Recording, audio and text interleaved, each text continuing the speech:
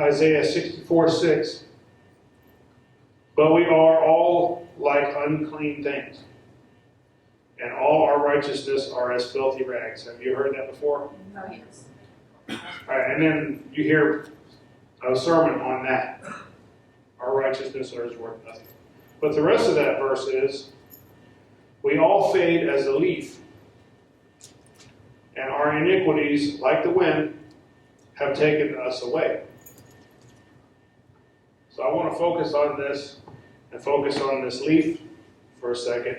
Anyway, these trees here are called mangrove trees. The mangrove trees are unique because they have a unique root system. They look similar to this. The roots are all connected. It's one root system, and all those trees are not separate trees. They're one tree. And they could cover an entire island. Here's another picture. So these are all one tree connected to one root. If we think of the root of all of what we go through in life, He is our root. We as the trees are the church, are His children. We stand individually, but we're connected to one root. Okay? So keep that in mind. Here's another picture. This is all one tree connected to one root. And notice how the root is above the water line.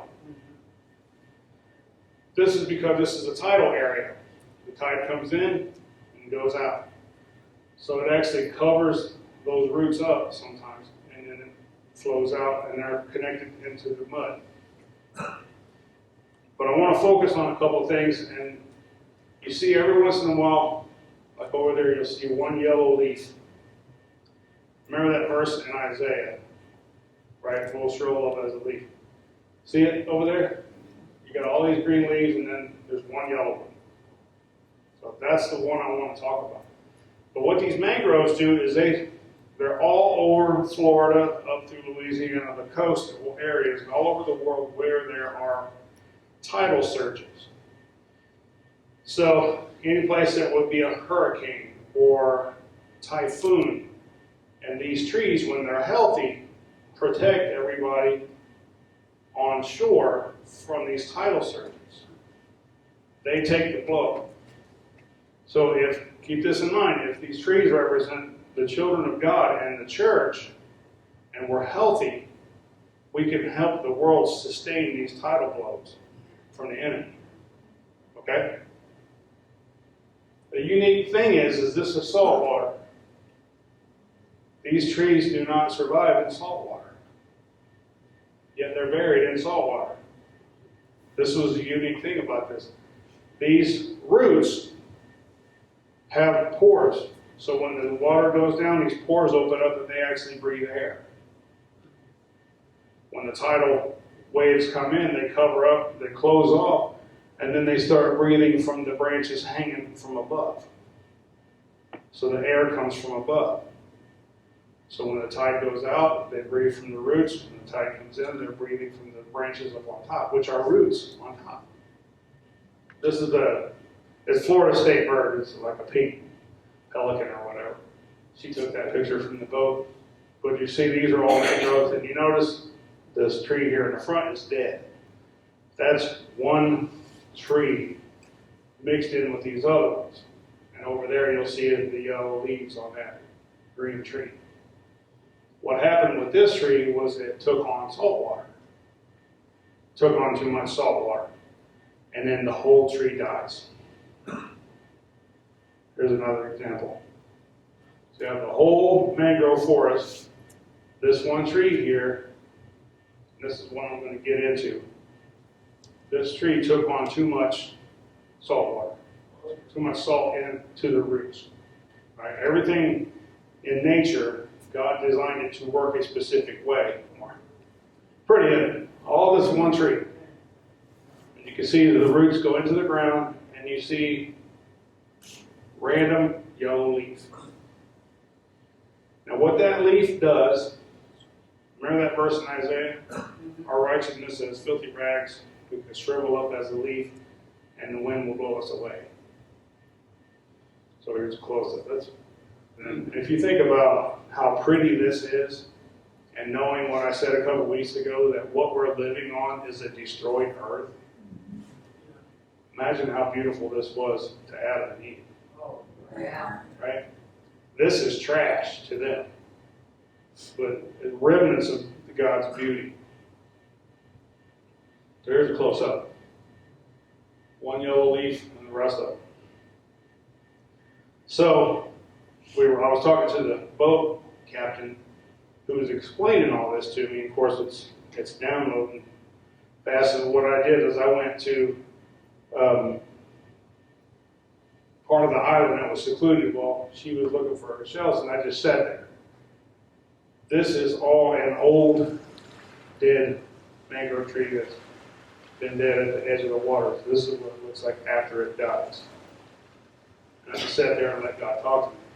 God will talk to you through His creation if you quiet yourself and listen. Turn the TV off. Go sit outside. My dad goes in his backyard, go for a walk, and ask God to talk to you. But when you do, you've got to shut up and listen. So this was that island there, and I just sat there and let God download the story of these trees to me. So these trees, how they work is, since they're not supposed to survive on salt water, when they pull in water from the Gulf of Mexico or Atlantic or whatever, and all the impurities go into the root system, it diverts all of the poison to this yellow leaf. Then what it does is that takes on everything, and then it falls off, and then another one grows, allowing the tree to live. That, what he called this, is the sacrifice leaf. Now you can see where I'm going to go with this. Because this one leaf takes on all the poison so that the rest of the tree can live.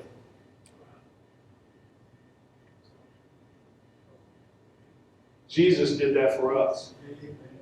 He said, Father, give it all to me. I will take all of the sin so the rest of the tree can live. I'll take it. And that's what happens. That's how that becomes so lush, because that sacrifice leaf is getting fed all the impurities so the rest of it can survive. And eventually that will fall off and another one will grow. It'll be carried away with the wind. Just like Isaiah said. Now what happens in this situation with the dead leaves is the tree rejects the sacrifice leaf. When the tree rejects that leaf that's going to take on all the impurities, the whole thing dies. Now, modern day churches are this way. They've rejected Jesus' sacrifice. Amen. And went on with their own laws, their own bylaws, their own religion, and pushed Jesus off to the side, and now the church is dead. It has no way to filter out all that sin. And that's what these trees taught me. This used to be a lush forest, but somewhere along the line, one of these branches decided, I don't need that anymore. Shed the sacrifice leaf, and the whole thing died. Now we're talking about a little leaf on a tree that could be hundreds of acres big. And that's what we're supposed to learn in church, is that sacrifice Jesus made was already made. All you have to do is either accept it or reject it. And it's already been done. So what we need to do is learn from this, learn from God's creation, so we don't end up with a bunch of driftwood. Yeah. And that's where a lot of driftwood comes from, is right here. Because it just takes on Once that sacrifice leaf is no longer there, no longer taking the brunt of all the impurities, then you get it. That's what Jesus did for us. He decided, I'm going to take on the sins of the world, so you don't have to.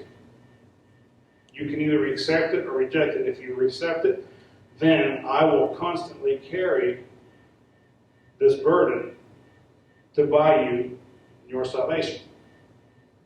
But if you reject him, then it's up to you to carry your own cross and to carry your own sin. He's already bought the ticket. He's already gave up his life to save us. He's already done the sacrifice. The only thing left to do is accept it and walk in his ways. Yeah. Isn't that cool? Uh-huh. In the book of Hebrews, by that will we have been sanctified through the offering of the body of Jesus Christ once for all. So the body, Jesus was already sacrificed. It only had to need to do it once.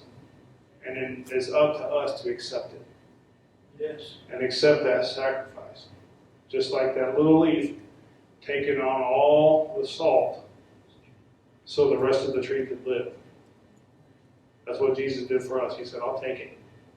I will take it so the rest of the body can live. Right. Yeah, and because he can.